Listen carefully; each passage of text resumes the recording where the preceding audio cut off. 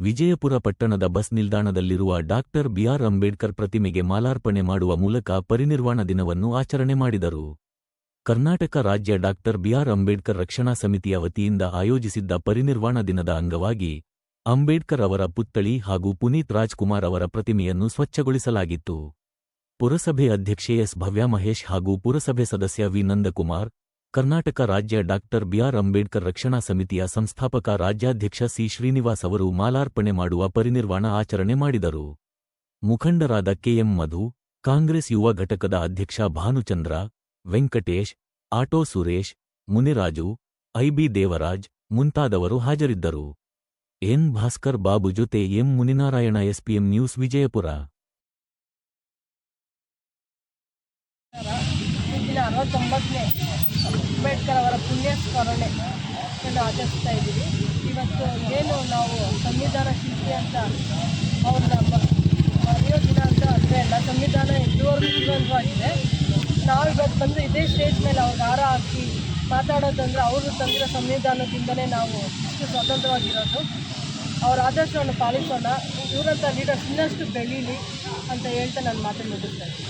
ಅಂಬೇಡ್ಕರ್ ಅವರ 60 ವರ್ಷದ ಒಂದು ಪುಣ್ಯಸ್ಮರಣೆ ದಿನವನ್ನು ನಾವು ವಿಜಯಪುರದ ಬಸ್ ಸ್ಟ್ಯಾಂಡಲ್ಲಿ ಆಚರಿಸುತ್ತೇವೆ.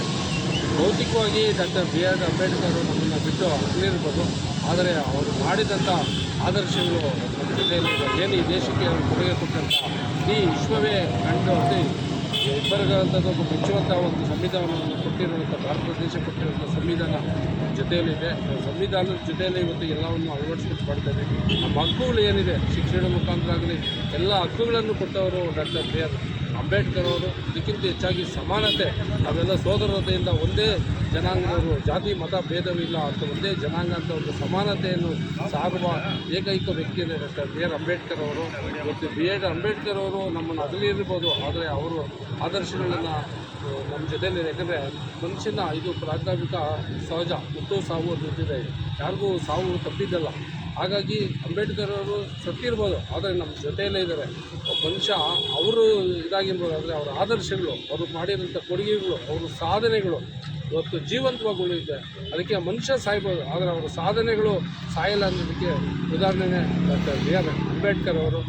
ಅಂಬೇಡ್ಕರ್ ಅವರು ಮಾಡಿರುವಂಥ ಸಾಧನೆಗಳನ್ನು ಇವತ್ತು ಸ್ಮರಿಸುವಂಥ ದಿನ.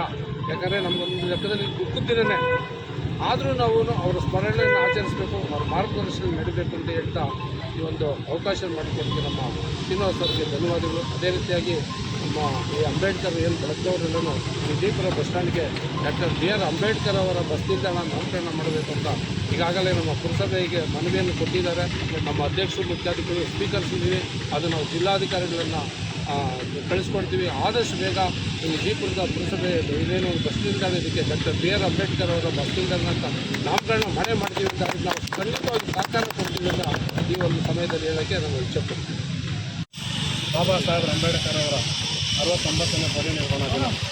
ಈ ದಿನ ಬಸ್ ನಿಲ್ದಾಣದಲ್ಲಿ ಗಾಂಧಿಚಂದ್ರ ಸಂಘದವರಿಂದ ಬಾಬಾ ಸಾಹೇಬ್ ಅಂಬೇಡ್ಕರ್ ಪುತ್ಥಳಿ ಅನಾವರಣ ಮಾಡಿ ಈಗಾಗಲೇ 4 ತಿಂಗಳಾಗಿದೆ. ಈ ಒಂದು ಬಸ್ ನಿಲ್ದಾಣಕ್ಕೆ ಸನ್ಮಾನ್ಯ ಕೆ ಎಚ್ ಮುನಿಯಪ್ಪರವರು ಉದ್ಘಾಟನೆ ಮಾಡಿದ್ದಾರೆ. ಜೊತೆಯಲ್ಲಿ ನಮ್ಮ ಅಧ್ಯಕ್ಷರಂತ ಭುವನೇಶ್ವರ್ ಅವರು ಉದ್ಘಾಟನೆ ಮಾಡಿದ್ದಾರೆ. ಈ ಒಂದು ಬಸ್ ನಿಲ್ದಾಣಕ್ಕೆ ಬಾಬಾ ಸಾಹೇಬ್ ಅಂಬೇಡ್ಕರ್ ಹೆಸರು ನಾಮಕರಣ ಮಾಡಬೇಕು ಅಂತೇಳಿ ಮಾನ್ಯ ನಮ್ಮ ಪುರಸಭಾ ಅಧ್ಯಕ್ಷರಂತ ಭುವನೇಶ್ವರ್ ಮೇಡಮ್ ಅವರಿಗೂ ಹಾಗೂ ಪುರಸಭಾ ಮುಖ್ಯಾಧಿಕಾರಿಗೆ ಈ ದಿನ ಬೆಳಗ್ಗೆ 11 ಗಂಟೆಗೆ ಬಾಬಾ ಸಾಹೇಬ್ ಅಂಬೇಡ್ಕರ್ ಬಸ್ ನಿಲ್ದಾಣ ಅಂತ ನಾಮಕರಣ ಮಾಡೋದಕ್ಕಾಗಿ ಮೆಮೊರಂಡಮ್ ಕೊಟ್ಟಿದ್ವಿ. ಅದೇ ಸಂದರ್ಭದಲ್ಲಿ ಇಲ್ಲಿ ಬಾಬಾ ಸಾಹೇಬ್ ಅಂಬೇಡ್ಕರ್ ಪರಿನಿರ್ವಾಣ ದಿನ ಆಚರಣೆ ಮಾಡೋಕ್ಕೆ ನಮ್ಮ ಅಧ್ಯಕ್ಷರಂಥ ಭವ್ಯಮಹೇಶ್ವರ ಅವರಿಗೆ ಕೇಳಿದಾಗ ಬಂದು ಈ ಒಂದು ಕಾರ್ಯಕ್ರಮ ನಡೆಸ್ಕೊಟ್ಟಿದ್ದಾರೆ. ಈ ಒಂದು ಪರಿನಿರ್ವಾಣಕ್ಕೆ ಬಂದಿದ್ದಂಥ ಎಲ್ಲರಿಗೂ ಬಾಬಾ ಸಾಹೇಬ್ ಅಂಬೇಡ್ಕರ್ ಅವರ ಆಶೀರ್ವಾದ ಸದಾಗಿದೆ ಅಂತೇಳಿ ಆಶಿಸ್ಕೊಳ್ತೇನೆ. ಅಂಬೇಡ್ಕರ್ ಅವರ ಪುಣ್ಯ ಸ್ಮರಣೆ ಅಂತ ಹೇಳ್ಬೋದು. ಆದರೆ ನಮ್ಮ ನಂದಕುಮಾರ್ ಅವರು ಹೇಳ್ದಂಗೆ ಹುಟ್ಟು ಸಹಜ, ಸಾವು ಖಚಿತ. ಆದ್ರೂ ಅವ್ರ ಆದರ್ಶಗಳು ಮಾತ್ರ ಹೋಗಲ್ಲ.